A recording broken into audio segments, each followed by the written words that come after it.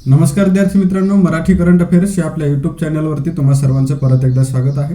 आजच्या व्हिडिओमध्ये आपण 21 जून 2022चे महत्त्वाचे करंट अफेअरचे प्रश्न पाहणार आहोत. तत्पूर्वी जर आपण चॅनलवरती नवीन असाल तर चॅनलला लगेच सबस्क्राईब करून घ्या आणि शेजारी असणारे बेल आयकॉनचे बटन दाबायला विसरू नका, जेणेकरून आपल्या चॅनलवरती येणाऱ्या करंट अफेअरच्या व्हिडिओचे अपडेट तुम्हाला वेळच्या वेळी मिळत राहतील. चला तर मग आजच्या व्हिडिओला सुरुवात करूया. आजचा आपला पहिला प्रश्न आहे, अमेरिका, भारत, UAE आणि इस्रायल या देशांनी कोणता नवीन गट तयार केला आहे? तर अमेरिका, भारत, UAE आणि इस्रायल या 4 देशांनी मिळून I2U2 नावाचा नवीन गट तयार केला आहे. पर्याय क्रमांक 3 I2U2 याचं योग्य उत्तर आहे. तर अमेरिका, भारत, UAE आणि इस्रायल या चौघांनी क्वाडसारखा नवीन गट तयार केलेला आहे, ज्याला I2U2 असं नाव देण्यात आलेलं आहे. आणि या गटाला आता पश्चिम आशियाचं क्वाड म्हटलं जात आहे. तर या गटामध्ये I2 म्हणजे भारत आणि इस्रायल, तर U2 म्हणजे USA आणि UAE असा याचा अर्थ आहे. आणि या दोन्ही देशांच्या नावाच्या पहिल्या अक्षरावरून या गटाचे नाव ठेवण्यात आलेले आहे. अमेरिकेच्या मते I2U2चा अर्थ interaction in understanding the universe असा आहे. हे देखील आपण या ठिकाणी लक्षात ठेवायचं आहे. आणि या संघटनेमध्ये सहभागी देशांच्या परराष्ट्र मंत्र्यांची जी बैठक होती ती गेल्या वर्षी ऑक्टोबर 2021 मध्ये झाली होती. आणि त्यामध्ये आपल्या देशाच्या वतीनं परराष्ट्र मंत्री एस जयशंकर यांनी सहभाग घेतला होता. तर I2U2 गटाची पहिली आभासी शिखर परिषद जी आहे ती आता जुलै 2022 मध्ये आयोजित केली जाणार आहे. आणि त्यामध्ये भारताचे पंतप्रधान नरेंद्र मोदी, अमेरिकेचे अध्यक्ष जो बायडन, इस्रायलचे पंतप्रधान नफ्ताली बेनेट आणि UAEचे अध्यक्ष मोहम्मद बिन झायेद अल नहयान हे उपस्थित राहणार आहेत. यानंतर पुढचा प्रश्न आहे, प्रक्रिया केलेले स्टील स्लॅग रोड असणारं देशातील पहिलं शहर कोणतं आहे? तर प्रक्रिया केलेले स्टील स्लॅग रोड असणारं देशातील पहिलं शहर आहे सुरत. पर्याय क्रमांक 2 सुरत हे गुजरातमधील शहर याचं योग्य उत्तर आहे. तर याचबरोबर आपण पर्यायांच्या बाबतीमध्ये देखील स्पष्टीकरण पाहूया. हिमाचल प्रदेशमधील धर्मशाला या ठिकाणी पहिल्या अखिल भारतीय मुख्य सचिवांच्या परिषदेचं आयोजन करण्यात आलं होतं. त्यानंतर सुरतमध्ये प्रक्रिया केलेलं स्टील स्लॅग रोड बनवण्यात आलेले आहेत आणि अशा प्रकारचं हे देशातील पहिलं शहर ठरलेलं आहे. त्यानंतर तामिळनाडूमधील महाबलीपुरम या ठिकाणी 44वी बुद्धिबळ स्पर्धेसाठी हे चर्चेत आहे. आणि महाराष्ट्रातील हेरवाड ग्रामपंचायत ही विधवा प्रथा बंद करणारी पहिली ग्रामपंचायत ठरलेली आहे. यानंतर पुढचा प्रश्न पाहूया, आंतरराष्ट्रीय साहित्य महोत्सव उन्मेष कोणत्या ठिकाणी आयोजित करण्यात आला आहे? तर उन्मेष हा आंतरराष्ट्रीय साहित्य महोत्सव जो आहे तो हिमाचल प्रदेशमधील शिमला या ठिकाणी आयोजित करण्यात आला आहे. पर्याय क्रमांक 1 शिमला याचं योग्य उत्तर आहे. तर हिमाचल प्रदेशमध्ये 3 दिवसांचा आंतरराष्ट्रीय साहित्य महोत्सव ज्याचं नाव आहे उन्मेष, तो शिमला या ठिकाणी गेटी थिएटर येथे आयोजित करण्यात आलेला आहे. आणि या महोत्सवाचं उद्घाटन जे आहे ते केंद्रीय सांस्कृतिक राज्यमंत्री अर्जुनराम मेघवाल यांनी केलेलं आहे. आणि या महोत्सवाचं आयोजन आझादी का अमृत महोत्सवाचा एक भाग म्हणून केंद्रीय सांस्कृतिक मंत्रालय आणि साहित्य अकादमी यांनी राज्याच्या कला आणि संस्कृती विभागाच्या सहकार्याने हा महोत्सव आयोजित केलेला आहे. उन्मेष अभिव्यक्तीचा उत्सव असे शीर्षक असलेला हा महोत्सव देशामधील आत्तापर्यंतचा सर्वात मोठा आंतरराष्ट्रीय साहित्यिक महोत्सव आहे. आणि यामध्ये 60हून अधिक भाषांचं प्रतिनिधित्व करणारे 15 देशामधील 425हून अधिक लेखक, कवी, अनुवादक, समीक्षक आणि प्रतिष्ठित व्यक्ती या कार्यक्रमाला उपस्थित राहणार आहेत. यानंतर पुढचा प्रश्न पाहूया, नुकतेच निधन झालेले गोपीचंद नारंग कोणत्या क्षेत्राशी संबंधित होते? तर नुकताच प्रसिद्ध साहित्यिक गोपीचंद नारंग यांचं निधन झालेलं आहे, म्हणून पर्याय क्रमांक 3 गोपीचंद नारंग हे साहित्य क्षेत्राशी संबंधित होते. पर्याय क्रमांक 3 याचं योग्य उत्तर आहे. तर प्रसिद्ध उर्दू विद्वान, भाषाशास्त्रज्ञ, सिद्धांतकार, साहित्यिक समीक्षक आणि साहित्य अकादमीचे माजी अध्यक्ष प्राध्यापक गोपीचंद नारंग यांचं वयाच्या 91व्या वर्षी निधन झालेलं आहे. गोपीचंद नारंग हे दिल्ली विद्यापीठ आणि जामिया मिलिया इस्लामिया या ठिकाणी प्रोफेसर एमिरेट्स होते. त्यांना पद्मभूषण मिळाला होता 2004ला आणि साहित्य अकादमी पुरस्कार 1995ला त्यांना मिळालेला होता. हे आपण या ठिकाणी लक्षात ठेवायचं. आणि या ठिकाणी प्रोफेसर एमिरेट्स ही संज्ञा तुम्ही ऐकलेली आहे. तर एमिरेट्स म्हणजे काय, तर एखाद्या पदावरून निवृत्त झाल्यानंतर तो दर्जा मानद पदवी म्हणून कायम ठेवण्याची परवानगी मिळालेल्या व्यक्तींना वापरलं जाणारं जे विशेषण आहे त्याला एमिरेट्स असं म्हटलं जातं. आणि अशा प्रकारचं प्रोफेसर एमिरेट्स कोण होते, तर मग गोपीचंद नारंग हे होते. त्यांना पद्मभूषण मिळाला 2004ला आणि साहित्य अकादमी पुरस्कार मिळाला 1995ला. हे पुरस्कारांचं वर्ष तुम्ही लक्षात ठेवायचे आहेत. यानंतर पुढचा प्रश्न आहे, GST काउन्सिलची 47वी बैठक कोणत्या ठिकाणी आयोजित केली जाणार आहे? तर GST काउन्सिलची 47वी बैठक जी आहे ती श्रीनगर या ठिकाणी आयोजित केली जाणार आहे. पर्याय क्रमांक 3 श्रीनगर याचं योग्य उत्तर आहे.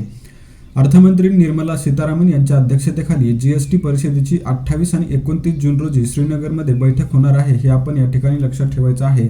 श्रीनगरमध्ये जीएसटी परिषदेची ही दुसरी बैठक होत आहे. या अगोदर 1 जुलै 2017 रोजी जीएसटी लागू होण्याच्या आधी 18 आणि 19 मे रोजी श्रीनगर शहरामध्ये 14वी बैठक झाली होती. 47वी जीएसटी कौन्सिलची बैठक जी आहे ती महत्त्वाची मानली जात आहे, कारण त्यामध्ये दर तर्कसंगतीकरणावरील राज्य मंत्र्यांच्या पॅनलच्या अहवालावर आणि कॅसिनो, रेस कोर्स आणि ऑनलाईन गेमिंगवरील कर दरावर चर्चा होणं अपेक्षित आहे. तर हे तुम्ही लक्षात ठेवायचं आहे, कारण की यावरती प्रश्न विचारला जाऊ शकतो. जीएसटी परिषदेने गेल्या वर्षी कर्नाटकचे मुख्यमंत्री बसवराज बोम्मई यांच्या नेतृत्वाखाली राज्यमंत्र्यांचं 7 सदस्यीय पॅनल स्थापन केलं होतं, ज्यानं कर दर तर्कसंगत करून महसूल वाढवण्याचे मार्ग सुचवले होते. तर ही समिती देखील किंवा हे पॅनल देखील तुम्ही लक्षात ठेवायचं आहे. यानंतर पुढचा प्रश्न आहे, कोणत्या देशाच्या पंतप्रधानपदी हमजा अब्दी बरे यांची निवड झाली आहे? तर हमजा अब्दी बरे यांची सोमालिया या देशाच्या पंतप्रधान पदावरती निवड झालेली आहे. पर्याय क्रमांक 1 सोमालिया याचं योग्य उत्तर आहे. तर सोमालियाचे राष्ट्राध्यक्ष हसन शेख मोहम्मद यांनी जुबालँड राज्य निवडणूक आयोगाचे माजी अध्यक्ष असणारे हमजा अब्दी बरे यांची पंतप्रधान म्हणून नियुक्ती केलेली आहे. अर्धस्वायत्त राज्य जुबालँडमधील 48 वर्षीय हमजा अब्दी बरे यांनी मोहम्मद हुसेन रोबले यांच्या जागेवरती पंतप्रधान पदाची आता शपथ घेतलेली आहे. तर सोमालियाची राजधानी आहे मोगादिशू, चलन आहे सोमाली शिलिंग आणि अध्यक्ष आहेत हसन शेख मोहम्मद. आणि आता पंतप्रधान कोण बनलेले आहेत? तर हमजा अब्दी बरे. यानंतर पुढचा प्रश्न आहे, कोणता देश भारतीय तुटलेल्या तांदळाचा सर्वात मोठा आयातदार बनला आहे? तर भारताच्या तुटलेल्या तांदळाचा सर्वात मोठा आयातदार बनलेला आहे चीन. पर्याय क्रमांक 3 चीन हा देश याचं योग्य उत्तर आहे. तर याबद्दल आपण जर माहिती घेतली तर 2021-22 आर्थिक वर्षामध्ये भारताच्या एकूण 212.10 लाख मेट्रिक टन तांदूळ निर्यातीपैकी 16.34 लाख मेट्रिक टन तांदूळ जो आहे किंवा 7.7% तांदूळ कोविड-19च्या महामारीच्या काळामध्ये चीनला निर्यात करण्यात आलेला आहे. आणि अशा प्रकारे चीन हा भारताचा सर्वात मोठा खरेदीदार बनलेला आहे. कशाचा? तर तांदळाचा. आणि चीन जो आहे तो तुटलेल्या तांदळाचा आता सर्वात मोठा खरेदीदार बनलेला आहे, जो तांदूळ पूर्वी आफ्रिकन देशांमध्ये निर्यात केला जात होता. तर चीन हा देश भारतीय तुटलेल्या तांदळाचा सर्वात मोठा आयातदार बनण्याचं कारण काय आहे? तर चीनमध्ये नूडल्स आणि वाईन बनवण्यासाठी तांदळाची जास्त मागणी असल्यानं चीनमध्ये भारतीय तांदळाची मोठ्या प्रमाणामध्ये मागणी वाढलेली आहे. यानंतर पुढचा प्रश्न आहे, जगामधील सर्वात मोठी वनस्पती पोसिडोनिया ऑस्ट्रेलियस कोणत्या देशामध्ये आढळली आहे? तर जगातील सर्वात मोठी वनस्पती असणारी पोसिडोनिया ऑस्ट्रेलियस ही जी आहे ती ऑस्ट्रेलियामध्ये आढळलेली आहे. पर्याय क्रमांक 2 ऑस्ट्रेलिया याचं योग्य उत्तर आहे. तर जगातील सर्वात मोठी जिवंत वनस्पती वेस्टर्न ऑस्ट्रेलियाच्या किनाऱ्यावरील उथळ पाण्यामध्ये आढळून आलेली आहे. तर विस्तीर्ण सीग्रास पेसिडोनिया ऑस्ट्रेलियस या नावाने ओळखली जाणारी सागरी फुलांची वनस्पती शार्क बे या ठिकाणी 112 मैल म्हणजेच 180 किलोमीटरपेक्षा जास्त पसरलेली आहे. आणि हे ठिकाण जागतिक वारसा स्थळ म्हणून संरक्षित वाळवंट क्षेत्र आहे. मग या ठिकाणी ऑस्ट्रेलियाचा उल्लेख आलेला आहे. तर ऑस्ट्रेलियाचे पंतप्रधान आहेत अँथनी अल्बानी, ज्यांची यावर्षीच निवड झालेली आहे आणि राजधानी आहे कॅनबेरा. यानंतर पुढचा प्रश्न आहे, कोणते देश नाटो शिखर परिषदेला प्रथमच निरीक्षक म्हणून उपस्थित राहणार आहेत? तर नाटो या संघटनेची शिखर परिषद होणार आहे आणि नाटोच्या शिखर परिषदेला पहिल्यांदाच जपान आणि दक्षिण कोरिया हे देश उपस्थित राहणार आहेत. पर्याय क्रमांक 4 जपान आणि दक्षिण कोरिया याचं योग्य उत्तर आहे. तर जपान आणि दक्षिण कोरिया हे देश पहिल्यांदाच निरीक्षक म्हणून नाटो शिखर परिषदेला उपस्थित राहणार आहेत. यामध्ये जपानचे पंतप्रधान फुमियो किशिदा हे पहिलेच पंतप्रधान असणार आहेत जपानतर्फे, जे की नाटोला उपस्थित राहणार आहेत. आणि दक्षिण कोरियाचे नवीन अध्यक्ष युन सुक योल देखील हे दक्षिण कोरियातर्फे पहिलेच व्यक्ती असणार आहेत, जे की नाटोच्या शिखर परिषदेला उपस्थित राहणार आहेत. याचबरोबर महत्त्वाचा मुद्दा म्हणजे स्वीडन आणि फिनलंड या देशांनी देखील नाटोमध्ये सामील होण्यासाठी अर्ज केलेला आहे आणि ते शिखर परिषदेसाठी त्यांचं शिष्टमंडळ देखील पाठवत आहेत. मग या ठिकाणी नाटोचा उल्लेख आलेला आहे. तर नाटोची जी शिखर परिषद होणार आहे तिचं ठिकाण असणार आहे स्पेनमधील माद्रिद या ठिकाणी आणि कालावधी असणार आहे 28 ते 30 जून 2022 दरम्यान. आणि या परिषदेला जपान आणि दक्षिण कोरिया हे पहिल्यांदाच निरीक्षक देश म्हणून उपस्थित राहणार आहेत. आणि नाटो ही जी संघटना आहे हिची स्थापना झाली आहे 4 एप्रिल 1949ला. मुख्यालय आहे बेल्जियममधील ब्रुसेल्स या ठिकाणी. सरचिटणीस आहेत जेम्स स्टॉल्टनबर्ग आणि सदस्य आहेत 30 सदस्याची ही नाटो किंवा 30 देशांची ही नाटो संस्था आहे. आणि नाटोचा शेवटचा सदस्य बनलेला आहे उत्तर मॅसिडोनिया. आणि आता यानंतर कोण बनणार आहे तर स्वीडन आणि फिनलंड. यानंतर पुढचा प्रश्न आहे, अमेरिकन कंपनी व्हेरिझॉन बिझनेसचे नवीन मुख्य कार्यकारी अधिकारी म्हणून कोणाला नियुक्त करण्यात आलेले आहे? तर अमेरिकन कंपनी व्हेरिझॉन बिझनेसचे नवीन मुख्य कार्यकारी अधिकारी म्हणून भारतीय वंशाच्या सौम्य नारायण संपत यांना नियुक्त करण्यात आलेले आहे. पर्याय क्रमांक 4 सौम्य नारायण संपत याचं योग्य उत्तर आहे. तर 1 जुलै 2022 पासून भारतीय अमेरिकन सौम्य नारायण संपत हे व्हेरिझॉन बिझनेसचे नवीन मुख्य कार्यकारी अधिकारी म्हणून नेतृत्व करणार आहेत. त्यांनी 2014 मध्ये व्हेरिझॉन सोबत काम करण्यास सुरुवात केली आणि जून अखेरपर्यंत व्हेरिझॉन बिझनेससाठी मुख्य महसूल अधिकारी या भूमिकेमध्ये ते राहणार आहेत. त्यांनी कोलकात्याच्या सेंट झेवियर्स कॉलेजमधून bachelor degree, institute of chartered accounts of इंडियामधून चार्टर्ड अकाउंटन्सी आणि बोस्टन युनिव्हर्सिटीमधून MBA केलेलं आहे.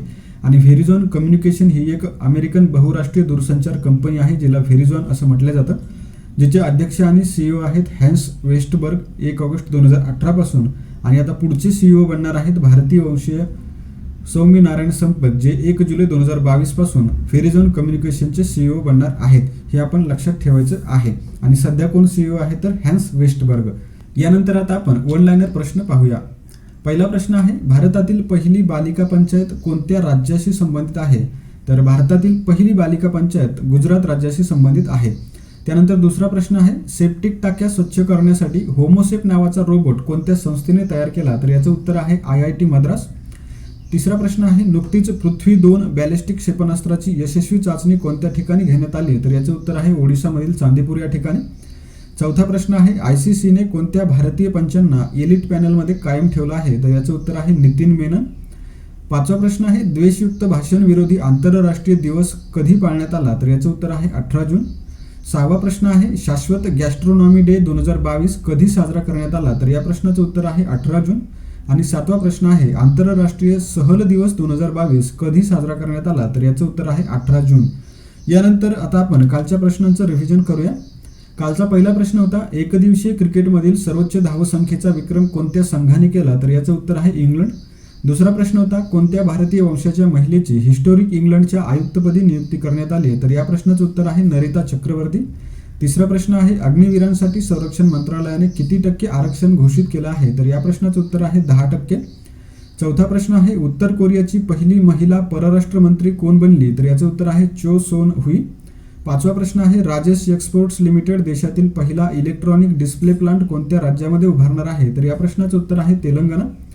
सहावा प्रश्न आहे, चेन्नई या ठिकाणी सुरू असलेल्या राष्ट्रीय आंतरराज्य ॲथलेटिक्स मेळाव्यामध्ये महिलांच्या तिहेरी उडीमध्ये राष्ट्रीय विक्रम कोणी मोडला? तर याचं उत्तर आहे ऐश्वर्या बी. सातवा प्रश्न आहे, प्रत्येक सिगारेटवर छापील इशारा देणारा जगातील पहिला देश कोणता? तर याचं उत्तर आहे कॅनडा. आठवा प्रश्न आहे, आशिया ओशनिया क्यू स्कूल पात्रता चॅम्पियनशिपमधून प्रो सर्किट वर्ल्ड स्नूकरसाठी पात्र ठरणारा पहिला भारतीय कोण? तर या प्रश्नाचं उत्तर आहे हिमांशू जैन. नववा प्रश्न आहे, मिसेस इंडिया वर्ल्ड 2022 ची विजेती कोण आहे? तर याचं उत्तर आहे सरगम कौशल. आणि 10वा प्रश्न आहे, भारतीय ड्रोन नियम 2021 अंतर्गत कोणत्या ड्रोन कंपनीला पहिल्या प्रकारचं प्रमाणपत्र देण्यात आलं? तर याचं उत्तर आहे येलो टेक वर्ल्ड. आणि यानंतर आता तुम्हाला सराव प्रश्न आहे. तर सराव प्रश्न अशा प्रकारे आहे की, नुकतेच निधन झालेले गोपीचंद नारंग यांना पद्मभूषण कोणत्या वर्षी मिळाला होता? तर यासाठी पर्याय आहे, पहिला पर्याय 1995, दुसरा पर्याय 2004, तिसरा पर्याय 2022 आणि चौथा पर्याय एकही नाही. तर या प्रश्नाचं योग्य उत्तर तुम्ही कमेंट बॉक्समध्ये सांगायचं आहे. आणि यानंतर आपले आजचे प्रश्न संपलेले आहेत. याचबरोबर आपण आजचा व्हिडिओ समाप्त करूया आणि आपण भेटूया अशाच एका नवीन व्हिडिओमध्ये. तोपर्यंत जय हिंद, जय महाराष्ट्र.